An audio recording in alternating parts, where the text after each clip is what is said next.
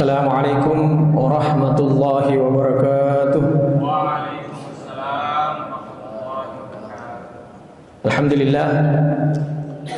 Alhamdulillahilladzi nahmaduhu wa nasta'inuhu wa nastaghfiruh wa nu'minu bihi wa natawakkal alaih. Wassalatu wassalamu ala asyrafil anbiya'i wal mursalin Sayyidina Muhammadin wa ala alihi wa ashabihi wa ahbabihi wa atba'ihi wa ala kulli man ihtada bihadihi wa istanna bisunnatihi wa qatafa atharahu ila yaumiddin, amma ba'd. Hadirin dan hadirat jamaah salat duhur dan jamaah YouTube yang insyaallah dimuliakan Allah Subhanahu wa taala. Ada salah seorang sahabat baginda Rasulullah sallallahu alaihi wasallam, termasuk sahabat yang utama dan as-sabiqun al-awwalun. Beliau bernama Abdullah bin Mas'ud. Beliau pernah mengatakan, "Man arada ilmal awwalin falyusawwirul Qur'an." Barang siapa yang menginginkan ilmunya orang-orang terdahulu, bahkan ada yang mengatakan kemudian wal akharin, generasi kemudian, dan ilmunya generasi kemudian, maka teliti Al-Quran. Kalau melakukan penelitian, hubungkan dengan Al-Quran, dan itu sudah banyak terbukti. Saya mungkin pernah sampaikan di sini, di Jerman dulu ada seorang arsitek. Jadi dia arsitek keliling bekerja. Pulang dari rumahnya, biasa 2 bulan bekerja, pulang ke rumahnya itu capek sekali dia rasakan. Tiba-tiba kebetulan dia buka Al-Quran. Beliau belum muslim pada waktu itu. Menemukan kalimat jannatin tajri min tahtihal anhar. Jadi surga, kenapa katanya di Al-Quran ini selalu surga, ada sungai yang mengalir di bawahnya. Akhirnya karena dia arsitek, dia membuat rumahnya seakan-akan surga. Jadi dikali, di bawahnya, di lantainya, kemudian dikasih lantai kaca. Setelah selesai, airnya mengalir. Setelah selesai, dia keluar. 3 bulan dia bekerja. Bekerja 3 bulan. Ternyata setelah kembali dari bekerja 3 bulan, dia datang ke rumahnya. Sampai di rumahnya dia duduk sambil masih jalan itu sungai di bawah rumahnya. Saat duduk 10 menit dia duduk, hilang semua capeknya. Dia mengatakan, ternyata betul Al-Quran itu, ternyata betul-betul surga ini. Langsung hilang capeknya saya. Ternyata yang menghilangkan rasa capek itu gemercik air itu, suara-suara aliran air itu menghilangkan capek. Akhirnya dia masuk Islam. Ya. Dulu sering kita baca Al-Quran, ayah sipa bikumul ard fa idza hiya tamur. Baca dia dalam Al-Quran. Al-Quran mengatakan tanah berjalan. Mungkin kita tidak tahu apa maksudnya tanah berjalan ini. Ternyata 2018 terbukti kebenaran Al-Quran. Ada betul tanah berjalan. Likuifaksi di Palu, betul-betul berjalan tanahnya itu. Kita lihat setengahnya itu. Itulah yang dimaksud di dalam Al-Quran, tanah berjalan. Baru-baru ada lagi penelitian terbaru bahwa ada ditemukan planet baru berbentuk bunga mawar. Ya. Ternyata sudah disebutkan di dalam Al-Quran, fa idzan syaqqatis sama, apalagi fakanat wardatan kaddihan. Wardatan itu mawar. Ini luar biasanya itu Al-Quran. Sudah banyak bukti. Makanya mau ilmu apapun, kata ulama, itu ada di dalam Al-Quran. Mau ilmu kedokteran, sains dan seterusnya. Pernah ada profesor dari Thailand yang bernama Profesor Tegasen. Cocok Mika Senar. Pokoknya begitu namanya, Profesor Tegasen. Dulu di Jeddah selalu diadakan konferensi kedokteran, konferensi internasional. Di sana semua dokter-dokter hebat itu menyampaikan hasil-hasil temuannya. Nah, ini ada Profesor Tegasen menyampaikan hasil temuannya. Ternyata dengan alatnya yang canggih, dia temukan bahwa ternyata yang memberikan rasa sakit di tubuh kita itu adalah urat-urat halus yang ada di bawah kulit kita. Makanya kalau orang mau dioperasi, itulah yang disuntik supaya mati rasa. Oh, orang semua tepuk tangan. Tiba-tiba ada 2 dokter muslim, yang satunya berdiri mengatakan bahwa yang Anda dapatkan itu sudah lama disebutkan di dalam Al-Quran. 1400 tahun lalu sudah disebutkan di dalam Al-Quran. Apalagi ayatnya, kullama nadijat juludahum badalnahum juludan ghairaha liyadzuqul adzab. Kalau rusak lagi kulitnya, diganti lagi, dihidupkan lagi urat-urat halusnya itu untuk merasakan pedihnya azab itu.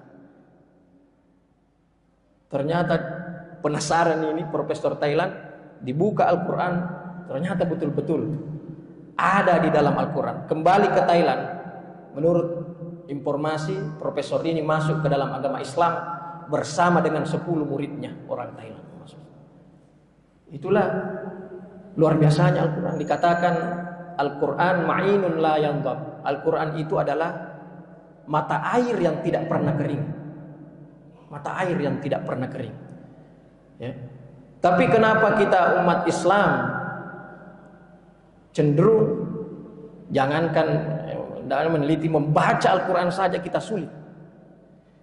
Hanya kita biasa dijadikan sebagai mahar. Saya nikahkan kamu dengan seperangkat alat salat dan Al-Quran. Setelah itu ditinggalkan Al-Qurannya. Kenapa begitu? Dikatakan oleh ulama, kullama atasamal ab minad dzunub kullama aqbalal Qur'an wa kullama aqbalal Qur'an wajada halawa fi nafsihi.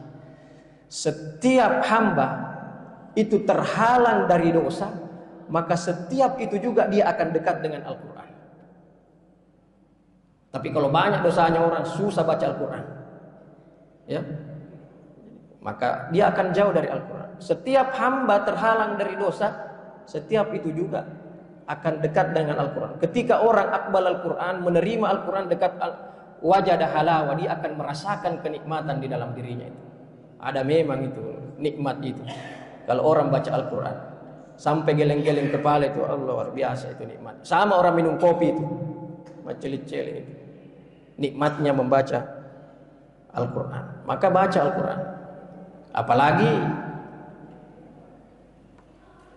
Sufyan Ats-Tsauri mengatakan, ini bulan Ramadan, syahrul Ramadan, syahrul tilawatil Quran wa it'am ta'am. Bulan Ramadan itu bulan baca Al-Quran, syahrul tilawatil Quran. Bulan membaca Al-Quran.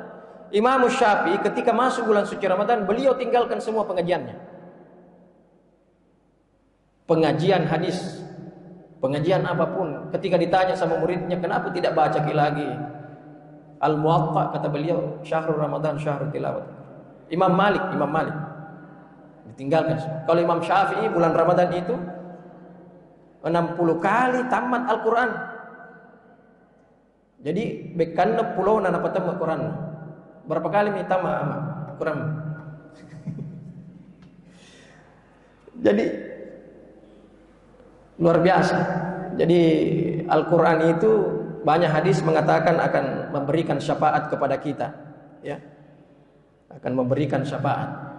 Bahkan syafaatnya Al-Quran afdalu min syafaatin nabi wal malak. Lebih afdal dari syafaatnya Nabi dan para malaikat, kecuali syafaatnya baginda Rasulullah SAW. Tapi tidak semua orang mendapatkan nanti syafaatnya Al-Quran. Yang mendapatkan syafaatnya Al-Quran, yang membaca Al-Quran, yang meneliti Al-Quran, yang mendalami, menghayati makna-maknanya Al-Quran. Ya. Jadi yang membaca, bahkan yang penting selain membaca, menghayati makna-maknanya, meneliti Al-Quran. Ya. Makanya Abdullah bin Abbas pernah mengatakan, la'an aqra'a idazul zilah wal qari'ah atadabbarhuma ahabbu ilayya min an aqra'al baqarah wal ali imran tahziran.